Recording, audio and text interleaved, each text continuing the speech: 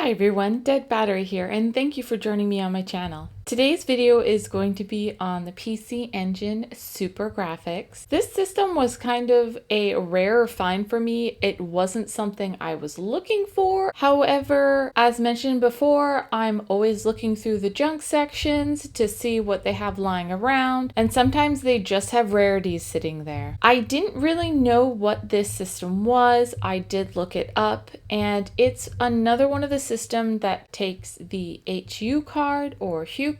I do already own a system that uses the cards, but I still thought it would be fun to once again take it apart. It is an older system, do a capacitor swap, and then see if I can notice any difference in the games. This system was released in Japan in 1989, and it's a successor to the PC Engine that was released 2 years prior. And it sold for under 40,000 yen. The system was known simply as the SuperGrafx. It was part of the 4th generation home console system, and they touted it as an actual 16-bit system. The original release date for it was in 1990, but they did rush it and released it early. The system was backwards compatible with the older Hucards, however there were 6 that were released with it. It also had improved graphics and sound compared to its predecessor. So let's open up this SuperGrafx and see what it looks like. This is what the SuperGrafx looks like. I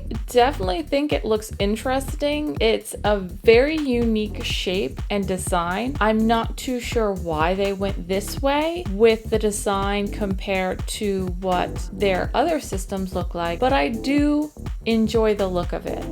At the top here, if you remove this panel, you can put the Super CD-ROM 2 peripheral in this spot. To take this system apart, there are 7 screws that are on the back, and they are all the same size gambit screws. I did have a little difficulty opening it up. I'm not too sure if something was stuck, and I did make sure there were no more screws somewhere where I couldn't see, but after some wiggling, the bottom did come off. Once the bottom's off, there is a metal plate, and there is also a plastic protector at the top. I'm assuming it's to protect the CD-ROM if you decide to plug it in. I'm not sure what's up with this wire that runs along. At first I was wondering if this had already been opened and somebody had put something in place, but then there's notches where this pad goes down. It does look like this is all original. To get the motherboard off of the top of the shelf so that we can work on it, there are 7 more screws. And while taking them out, I noticed that the 4 on the left-hand side are the same, and the 3 on the right-hand side are just a little different. So if you are taking one of these apart, make sure you separate the screws properly.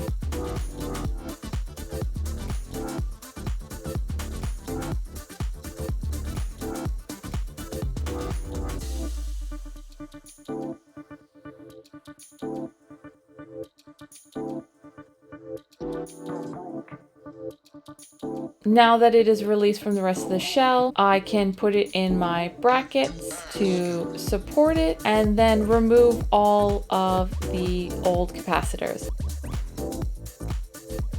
So now I'm going to use my desolder gun. I'm going to go around and remove all of the capacitors. Before I removed them all, I did write down what all the capacitors were so that I wouldn't forget where the new ones needed to go. If the system is larger, I do pull up a schematic of the motherboard, but since this wasn't that many, I felt comfortable with drawing my own map for this.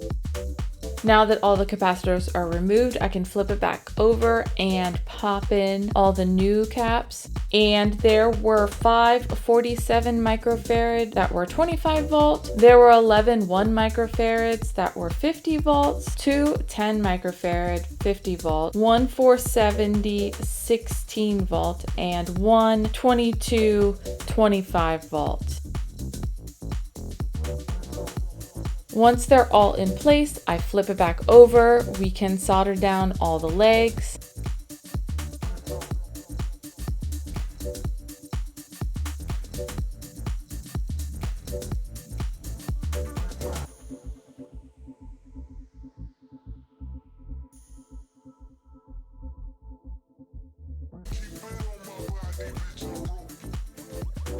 And then I can go back through and trim all of the legs off. Here's what it looks like with all the new capacitors on. Now I can get it back into its shell, and it's just remembering that 3 of those screws on the motherboard are different, so make sure you put them in the correct spot. And once the motherboard's in, you just need to make sure that your power switch and everything else lines up. Put the back shell on, and then put the last of the screws on the back. So let's take it downstairs and give it a test. After looking at the games that were released with it, it seems like there's only 5, not 6, and I do not own any of them, so we won't be able to compare the originals to the ones that were created for the system. Because it can be hooked up to the CD-ROM, and I do like the look of it, this may end up being the one I keep compared to some of the other ones, but maybe I need to collect a couple more games to do a really big comparison. Let me know in the comments what you think about this system.